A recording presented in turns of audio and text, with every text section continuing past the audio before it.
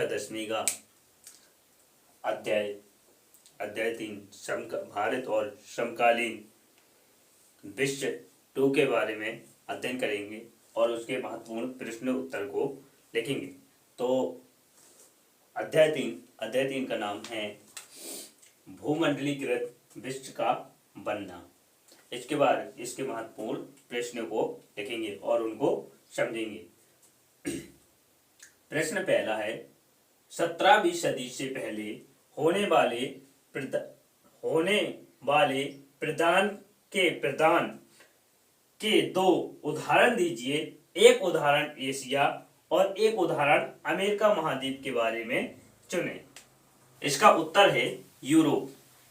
Point पहला है, Europe से सोने और चांदी के बदले में चीन, भारत और दक्षिण पूर्वी एशिया द्वारा कपड़े, मसालों और चीनी बर्तनों का आदान प्रदान किया गया है।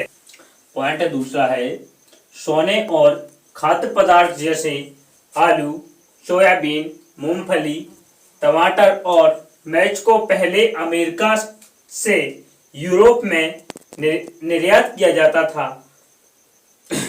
इसका प्रश्न दूसरा है, बताइए पूर्व आधुनिक विश्व में बीमारियों के वैश्विक प्रसार में अमेरिका भूभाग उपनिवेशीकरण में किस प्रकार की मदद की है।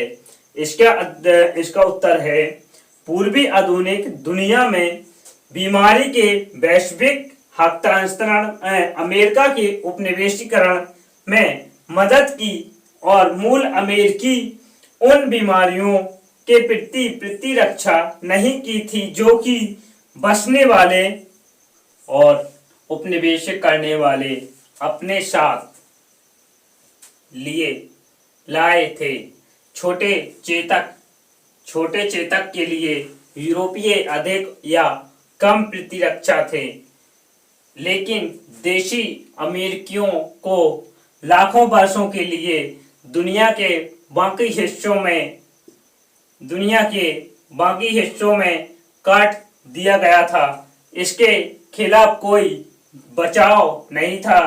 इन कीटनाशियों ने मारे गए और पूरे समुदायों को मिटा दिया गया। विदेशी वर्चस्व का मार्ग प्रशस्त किया, हथियारों और सैनिकों को नष्ट या कब्जा किया जा सकता था, लेकिन बीमारियों से नहीं लड़ा जा सकता था।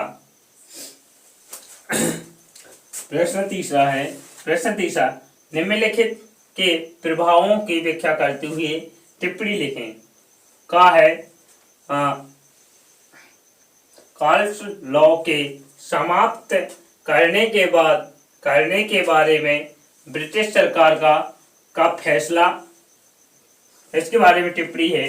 उत्तर है, ब्रिटिश सरकार ने बड़े भूभाग स्वामियों के दबाव में मक्का के आयात पर पाबंदी लगा दी थी। जिन कानूनों के सहारे सरकार ने यह पाबंदी लागू की उन्हें कार्ल लॉ कहा जाता था। खाद्य पदार्थों की ऊंची कीमतों से परेशान उद्योगपतियों और शहरी वंशजों ने सरकार को मजबूर कर दिया कि वे कार्ल लॉ को फौरन निरस्त कर दे।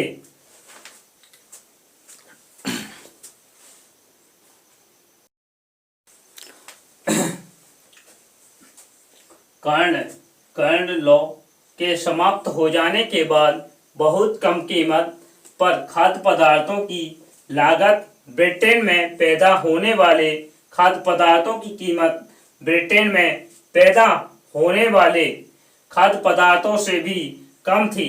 फलस्वरूप ब्रिटिश किसानों की हालत बिगड़ने लगी, क्योंकि वे आयात कर सकते थे। विशाल भूभाग पर खेती बंद हो गई थी। हजारों लोग बेरोजगार हो गए और गांव से उजड़कर वे तो शहरों या दूसरी देशों में जाने लगे। दूसरा है, पॉइंट दूसरे पर टिप्पणी है, अफ्रीका में रिडरपेस्ट का आना।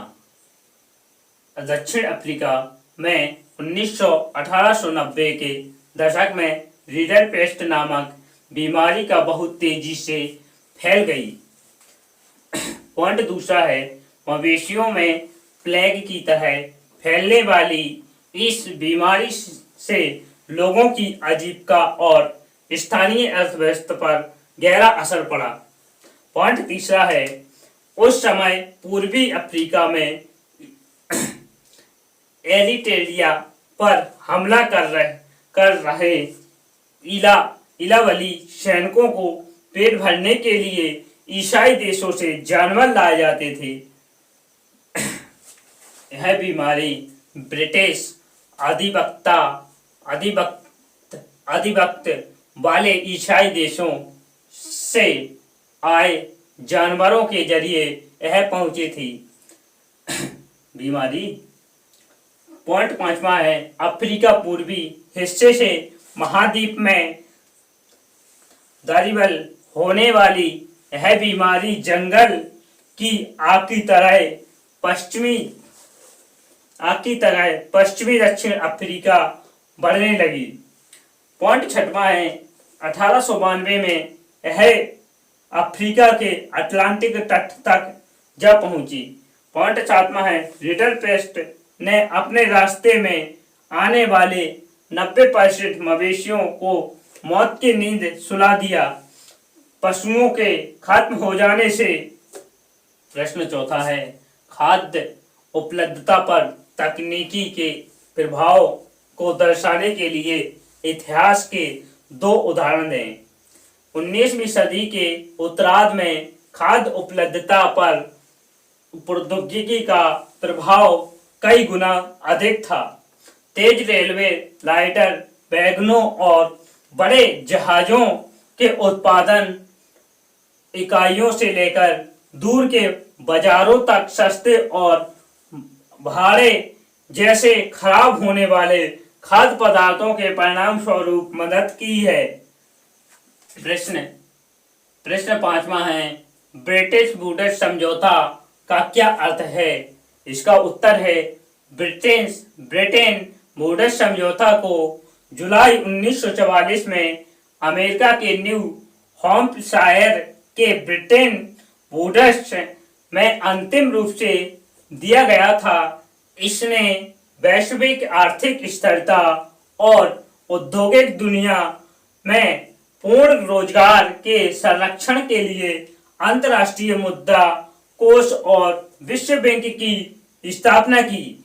इन संस्थाओं ने राष्ट्रीय सदस्यों राष्ट्रों के बाहरी अधिवेश और घाटे से भी निपटना और युद्ध के बाद पुनः निर्माण को वित्त पोषित किया।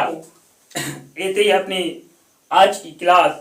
अगर ऐसी ही और क्लास देखना चाहते हो तो हमारे SK एजुकेशन यूट्यूब चैनल को सब्सक्राइब करें और लाइक करें और शेयर करें। अब मिलेंगे अपन अगले वीडियो में।